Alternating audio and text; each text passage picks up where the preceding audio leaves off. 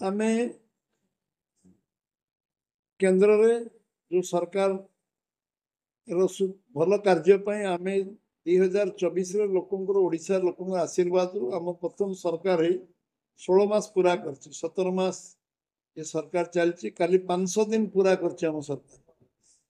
काली गत काली 500 डेज आम प्रथम 500 दिन आम अतिक्रांत कर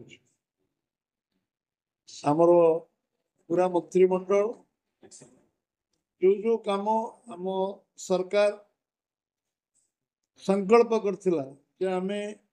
चाषी मान को रोजगार को द्विगुणा करने जो यशस्वी प्रधानमंत्री संकल्प नहीं 14 मसीह 1310 टका धान क्विंटाल आज 2369 टका 2369 धान क्विंटाल पहुंचे आमे इनपुट सब्सिडी 31 टका धान क्विंटाल खरीफ आ रबी फसल धान को आमे खरीद कर मुख्यमंत्री आम कृषि मंत्री पूरा टीम को मुझे धन्यवाद दूसरी जहाँ जहाँ आम संकल्प पत्र भारतीय जनता पार्टी लिखी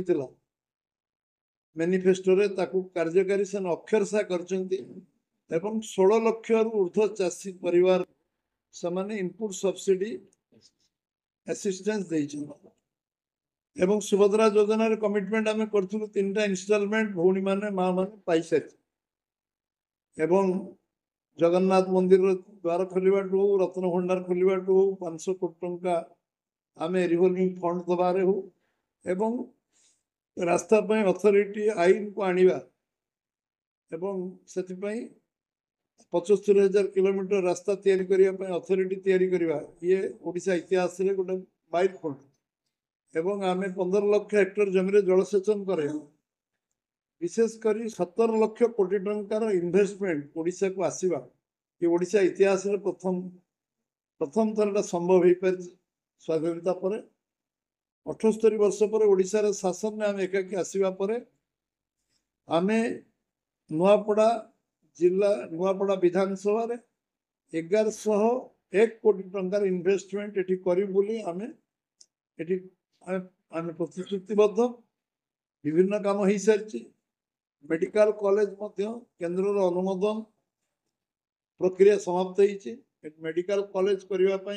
सब प्रकार व्यवस्था मुख्यमंत्री निजे राष्ट्रीय सभापति तथा आम स्वास्थ्य मंत्री सहित कथा यार क्लीयरेंस एठिकार आर्थिक विकास नुआपड़ा जो पैकेज 1101 कोटी टंका क्रियान्वयन करवा आम आम दलर एवं आम सरकार प्राथमिकता हम एवं ये अंचल जो दादन समस्या अच्छी बाहर लोक काम कर पिला छुआ परिवार को लेकिन 8 मास बाहर रोचंती अन्य किसी विकल्प नथिला एबे आमे से समस्यार समाधान करने संकल्प नहीं जेठी केमती लोक कर्मसंस्थान पाइबे एवं ये अंचल लोक आत्मनिर्भर हे स्वावलंबी हे प्रधानमंत्री स्वप्न अच्छी ओडिशा 1 नंबर राज्य रे परिणत हम नुआपड़ा को आमे विकसित कले ओडिशा 1 नंबर राज्य हम ये उपनिर्वाचन आम गोटे दायित्व गोटे आह्वान एवं आमे स्वीकार कर आज नुआपड़ा को तार सामग्रिक विकास करिवार आम दल कौन पदक्षेप कौन कमी कर सब कार्यक्रम को आगू नब एवं आमे समस्ते जनसाधारण को आग्रह कर अनुरोध कर भारतीय जनता पार्टी को समर्थन देते सरकार कर 21-20 एमपी जीते ओडिशा सरकार ये उपनिर्वाचन जीतिले नुआपड़ा अंचल जो जो स्वप्न अच्छी लोक मन रे जो 78 वर्ष मौलिक समस्या समाधान जो अपेक्षा अच्छे निश्चित भाव पूरा करें समर्थ आपण माने समस्ते गणतांत्रिक व्यवस्था रे ये वार्ता को साधारण लोक पहुंचे आम भी चेष्टा कर समस्त पाखे आम कार्यकर्ता टीम पहुंचा चेष्टा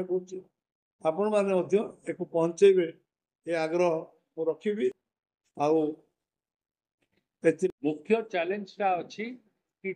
धान रेडी हेकरी अच्छी फील्ड रे ठिया हेई करी अछि वर्षा हेले डिस्कलर हेबार चांस अछि एवं जदि पड़ी गला पवन जदि अधिका हेला धान जदि पड़ी जीवो तो गजा हो जाए तो जिलापाल मान को भी कहा जाइछि कि जेते शीघ्र हेबो जो क्षयक्षति हेबो सेटा को आकलन करी से माने तथ्य राज्य सरकार पाखु पहुंचेले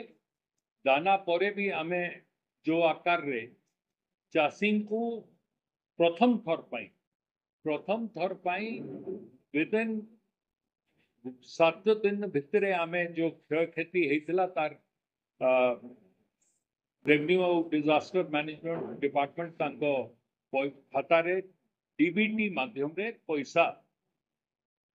जगै देइतला सही आकार रे भी आमे शेयर करिबु तापाई आमे संपूर्ण आकार रे सरकार प्रस्तुत अछि प्रशासन प्रस्तुत अछि कहले कि मु पदमपुर रो विकास रो सबु दायित्व नउछि किछि करले कि से जिला घोषणा करिथिले सेठी पदमपुर को खाली पदमपुर को जिला घोषणा नहीं करी ता संगे से आपणकर केतेटी औ योजना घोषणा करिथिले किछि करले कि भारतीय जनता पार्टी जहा कहे ताहा करी करी दिए ई कथार विश्वास लोक आज देखिबा पाई पाइछन एवं भारतीय जनता पार्टी उपरे तांकर विश्वास जेहेतु बढ़ुची आमे ई प्रथम उपनिर्वाचन ई सरकार रो आपण को मु अनुरोध करूची कि जय भाई ढोलकिया को विजयी करी करी जदि नुआपड़ा वासी ई उपनिर्वाचन रे पठेबे जोटा मोर संपूर्ण विश्वास अछि कि जितै करी पठेबे नुआपड़ा रो विकास धारा गुटे आगो देखु बढ़िबो या पूर्वर 24 वर्षर सरकार केतेटी घोषणा केतेटी निर्वाचन रे करिथिले किछि करी करी देले कि हमर तो वर्तमान ई निर्वाचन पर 3.5 वर्ष बाकी अछि आम एति तो विश्वास रखतु कि गत 2024 निर्वाचन रे आमे जहा किछि प्रतिश्रुति देइथलु तार 50% रो अधिका ऑलरेडी आमे संपूर्ण करि सारिछु से सब कथा आपण सामना रे एबे मनमोहन सामल दौथिले तार तालिका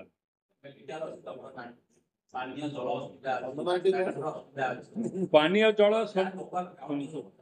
जल कथा मु आपणकर सामना रे एबे कहली हमर ये